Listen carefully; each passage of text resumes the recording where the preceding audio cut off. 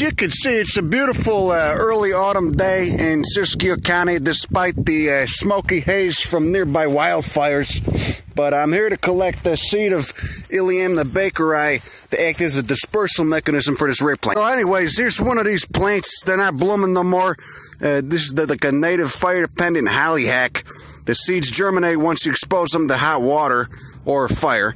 And I'm basically going to shake them out of these dried carpels right here and take. Well, I became obsessed with this plant six years ago, and I tried like hell to get it to germinate. Tried hot water treatment, whatever. You know, for 3 years I tried to get it to germinate. Finally got it to germinate this summer, so I'm going to collect more seed of this. And as you can see, I just shake them in this envelope. So this is nice. This is formerly Chrysothemis, now Ericameria nauseosus rabbit brush. You can see, I remember, I was running trains to Klamath Falls last year, 2 years ago, and seeing just a fucking ocean of this yellow on either side. Late bloomer sunflower family, it's just starting. A lot of it. You can see these buds ain't even opened up yet. Ericameria nauseosus rabbit brush. Asshole. Now, I might be a little late in getting seed of this because it looks like these dried carpels already popped, which my friend Elvis just reminded me is violently dehiscent. Is what they call. So I don't know. We'll see. Little kidney-shaped seeds in there. Oh, there's a juniper that burned, from the fire that probably the same fire that germinated all these Iliamna, this mallow, which is weird because this fire must have happened 14 years ago. I never noticed these plants before. I guess I just wasn't here at the right time. So like a lot of these bush mallows, these carpels are, the seed pods are filled with these hairs. They're covered in these irritating kind of fiberglass hairs, but they're not too bad. Like flannel bush gets the same thing. That's why they call it flannel bush, because the thing to note here is the soil type is this extrusive igneous sand. Extrusive igneous, aka lava. It's like a weathered volcanic sand. Nice to breathe in when it's mixed with rat shit. So over there is Goose Nest Mountain, called Goose Nest because it's got a weird type of crater. The crater looks like a goose nest at the top. That's what Baker cypress grows over there. It's one of the 11 locations where it grows in the world. And over there is sheeprock because there used to be bighorn sheep there. A nice dried inflorescence of seed pods. Yet I'm pretty sure these are violently dehiscent. They shoot the seeds out. Then, of course, the seeds will stay in the soil for upwards of 30, 40 years till a fire comes through and the heat makes them germinate. I just germinate them with hot water. Genus of native California plant that's violently dehiscent is, see and note this, a lot of them shoot their seeds. They can eject them as far as, 15 feet from the parent plant.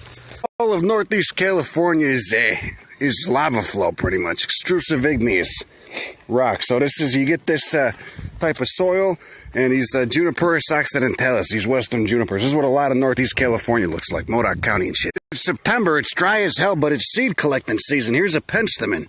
Normally these are bright pink and purple blooms, these huge fucking inflorescences of color, but now they're just dry. So go like that, get the seeds out. Anyway, I guess 120, 130 years ago, they pulled a couple bighorn sheep skulls out of here before they went extinct, before they were extirpated from the area by the ranchers and the diseases of domesticated. Nothing like being in a lava tube and getting that nice whiff of rat feces and urine. You can hear the bats down there, too. Look at it, it's a prunus species. It's a type of plum. But all this seems like a forest. This is actually a giant monocrop pine plantation, Olivepinus ponderosa, with an understory of Arctostaphylos pallida and a ceanothus species. So anyway, the point being, it's kind of tragic because this is certainly not what the forest looked like, 150 years ago. The honky settlers came and looted all of it and replanted it with this. Just spilled a bunch of hot coffee in my crotch. That's nice. Anyway, the point why this is bad is because you lose all the biodiversity, 4 or 5 other tree species that otherwise would be grown here, and you destroy the fungal network and all the rest of the life in the soil. As you can see, we're already starting to encounter white bark pines up here. The important food plant for Clark's nutcracker, which is a bird that acts as a dispersal mechanism for the seeds. This is a Diller Canyon. After he got a loan from the bank, my friend Pablo was going to open up an Italian beef stand up here. Don't know how good business would be, but You know, he's already declared bankruptcy 3 times, like the president, so, you know, he's got a lot going for him. The ground is littered with what is high silica lava boulders, technically andesite, I believe. It's kind of the color of a hideous bathroom tile, but I like it, you know. Well, the air's a little thin up there. Anyway, why I was here is because up there, you know, at about 10,000 feet, this is Shastina, there's a rare plant called pumice moonwort, Botricium pumicola. It's a fern, and it kind of, what we got here, look at that. There's some penstemon blooming. We got a monodella, got a castanea of some sort. It looks like a halidiscus, rose family. There's a cinquefoil, not a rose family. This stream just disappears into the mountain. I keep mentioning that this is high silica lava, and why that's important is because volcanoes with a higher silica content in their lava are more explosive and they don't flow as well. High silica lava is more viscous, so it doesn't flow out as well. It's they tend to be steep. God, walking on this stuff kind of sucks. Anyway, volcanoes with lower silica content in their lava, like those in Hawaii, flow faster. They flow better, so they don't plug up as much, and they're wider than they are steep. The one thing that's nice about these rocks, though, is they kind of sound like porcelain, like little chunks of porcelain when you step on them, which reminds me of the time I took a toilet and put it on my Honda Civic, got it up to 40 miles per hour on Wood Street, and then hit the e-brake real quick so it went flying. Also, I was up here about 5 years ago, maybe, and I made it up above the tree line, above the white barks, like right up there. And I heard picas, so there's picas up here. Looked it up, sure enough, there's picas up here, but they're probably going to be locally extirpated as the climate warms. Oh, look at that, it's a little Streptanthus. Brassicaceae, brassica family. Fucking wiped out, man. There's a bunch of halidiscus over there. See how high I make it, huh? Fort Pink Waterfall, I remember this guy. Anyway, you can see the red firs tapered off. Down there, those are the last couple of red firs up there.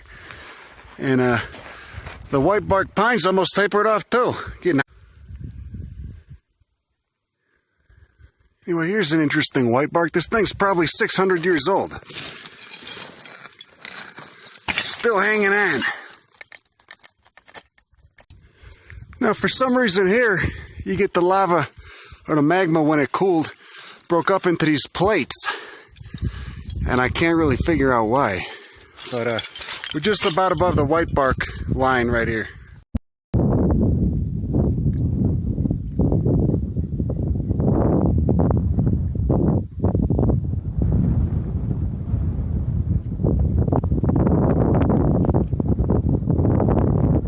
You know what? I bet this water's fine to drink. I bet it's fine.